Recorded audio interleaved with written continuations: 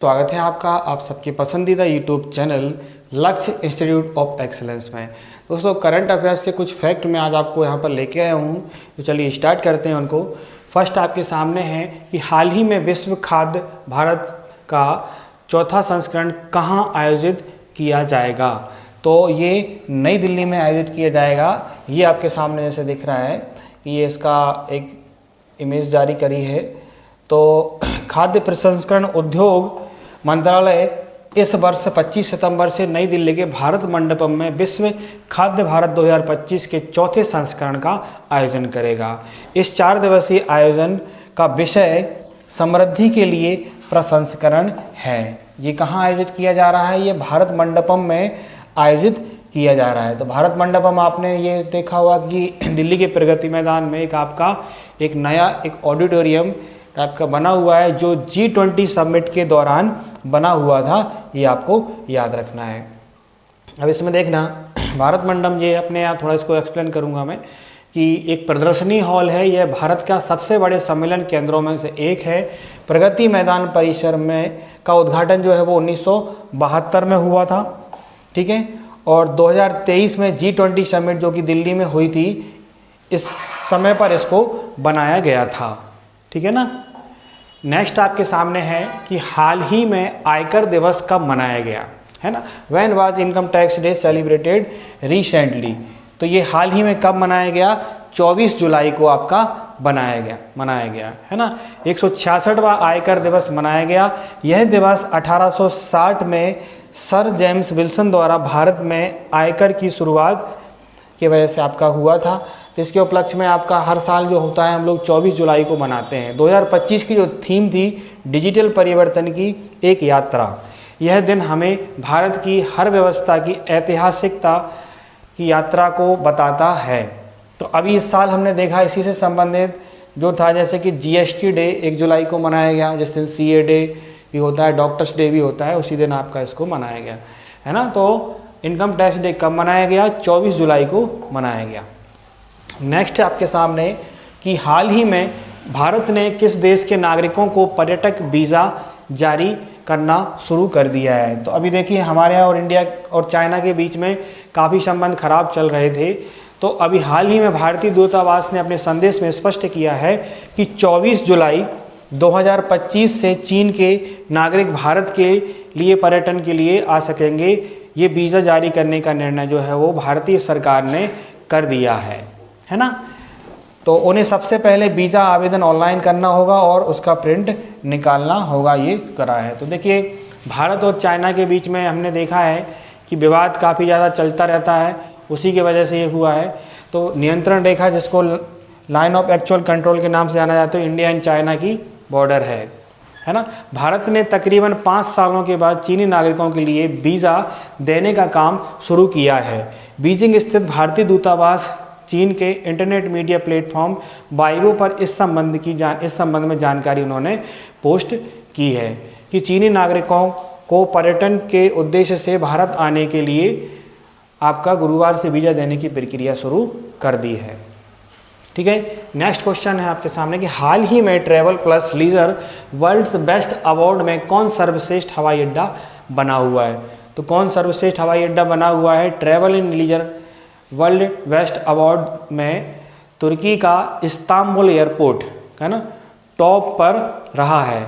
इसके बाद जो है वो सिंगापुर का चांगी एयरपोर्ट को दूसरा स्थान, और उसके बाद कतर के दोहा स्थित हमद एयरपोर्ट को तीसरा स्थान मिला हुआ है। यानी फर्स्ट नंबर पर कौन रहा है? आपका तुर्की का इस्तांबुल एयरपोर्ट आपका रहा है। सेकंड नंबर पर कौन है? सिंगापुर का चांगी एयरपोर्ट, ठीक है। और कतर का दोहा में एक हमाद इंटरनेशनल एयरपोर्ट है, ये आपका थर्ड नंबर पर है। यानी फर्स्ट नंबर पर आपका ये है, सेकंड नंबर पर चांगी एयरपोर्ट है, और थर्ड नंबर पर आपका हमाद एयरपोर्ट है।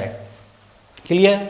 मुंबई का छत्रपति शिवाजी महाराज इंटरनेशनल एयरपोर्ट जो है वो इसमें 10 एयरपोर्ट की लिस्ट में शामिल हुआ है। इसका 9वां स्थान है ना। तो हमारे यहाँ पर जो है छत्रपति शिवाजी महाराज इंटरनेशनल एयरपोर्ट जो है वो आपका मुंबई में है, ये 9वें स्थान पर रहा है, ठीक है। इंटरनेशनल एयरपोर्ट में दुनिया का सबसे बेस्ट सिंगल रनवे एयरपोर्ट है, ये आपको याद रखना है। नेक्स्ट है आपके सामने कि हाल ही में किस देश के केंद्रीय बैंक ने OTP आधारित प्रमाणीकरण समाप्त करने का आदेश जारी किया है? Recently the central bank of which country has issued on order to end OTP based. तो ये किसने जारी किया है? ये आपका UAE के केंद्रीय बैंक ने एक निर्देश जारी करके ये आपका आदेश जारी किया है, जो 31 मार्च 2026 तक ग्राहक का जो लेन देन है वो SMS और ईमेल आधारित वन टाइम पासवर्ड प्रमाणीकरण को समाप्त करने की आवश्यकता होगी। नेक्स्ट है आपके सामने कि हाल ही में किस राज्य की विधानसभा कारगिल शहीदों के सम्मान में सौर वाटिका स्थापित करेगी?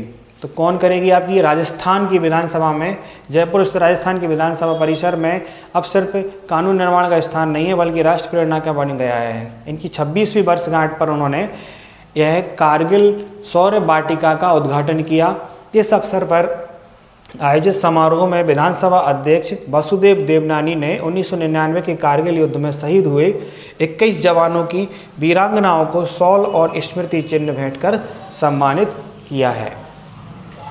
नेक्स्ट फैक्ट है आपके सामने कि हाल ही में ICG ने अपने दूसरे प्रदूषण नियंत्रण पोत समुद्र प्रचेत का जल अवतरण कहाँ किया है? यानी कहाँ पर ICG ने उसको उतारा है? तो भारतीय तटरक्षक बल का नया प्रदूषण नियंत्रण पोत, इसका जल अवतरण जो है वो गोवा में किया गया है। ये आपको याद रखना है। इसको थोड़ा सा अपन एक्सप्लेन करेंगे कि रक्षा क्षेत्र की सार्वजनिक इकाई गोइंग शिपयार्ड लिमिटेड ने भारतीय तटरक्षक बल के लिए अपने दूसरे जो है वो अपना परमाणु नियंत्रण पोत समुद्र प्रचेत, ये नाम आप लोग याद रखिएगा, का जल अवतरण का मतलब होता है जल में उतारा हुआ है ना। तो ये आप याद रखेंगे। कहाँ पर उतारा गया है? गोवा में उतारा गया है। अब अपन इसको प्रचेत के बारे में थोड़ी सी जानकारी लेते हैं कि प्रचेत जो क्या, ये सामने आपको इमेज दिख रही है, ये प्रचेत है। इसको थोड़ा सा समझाएंगे अपन। देखिए कि प्रचेत जो है वो प्रदूषण नियंत्रण में परिवर्तन लाने वाला जहाज है। समुद्र प्रचेत का शुभारंभ रक्षा समुद्री अवसंरचना में आपका भारत की आत्मनिर्भरता का प्रमाण है। क्लियर है? ये आप याद रखेंगे। नेक्स्ट है आपके सामने हाल ही में जारी हेनले पासपोर्ट इंडेक्स 2025 में कौन शीर्ष पर आपका रहा है? तो कौन शीर्ष पर रहा है? हेनले एयरपोर्ट में भारत जो है वो 85 से 77वें स्थान पर आपका इसमें आ गया है। सिंगापुर जो है वो फिर आपका इसमें शीर्ष पर रहा है, ये आप याद रखेंगे। टॉप पर कौन है? आपका सिंगापुर है, जबकि अमेरिका और ब्रिटेन द हिंदू भारत की दृष्टिकोण भारतीय प्रेक्षण विश्व के मामलों को देखना इसमें आपका है, ये आपको याद रखना है। तो सिंगापुर फर्स्ट नंबर पर है और भारत जो है वो पिछले वर्ष जो है वो 85 नंबर पे था, वर्तमान में कौन सा है? 77 पे आपका आ गया है। ये कुछ फैक्ट रहे जो अपन लोगों ने यहाँ पर डिस्कस किए हैं, जिनको आप लोग अच्छे से देखिए, नोट करते रहिए, समझिए अच्छे से। और जो भी एग्ज़ाम की आप तैयारी कर रहे हैं उसके लिए करंट अफेयर्स जो है ये बहुत ज़्यादा ज़रूरी है। तो जिन लोगों ने हमारे चैनल को सब्सक्राइब नहीं किया है वो चैनल को सब्सक्राइब करें। वीडियो आपको पसंद आ रही होगी, लाइक करें, अपने दोस्तों को शेयर करें। Thank you. जय हिंद, जय भारत।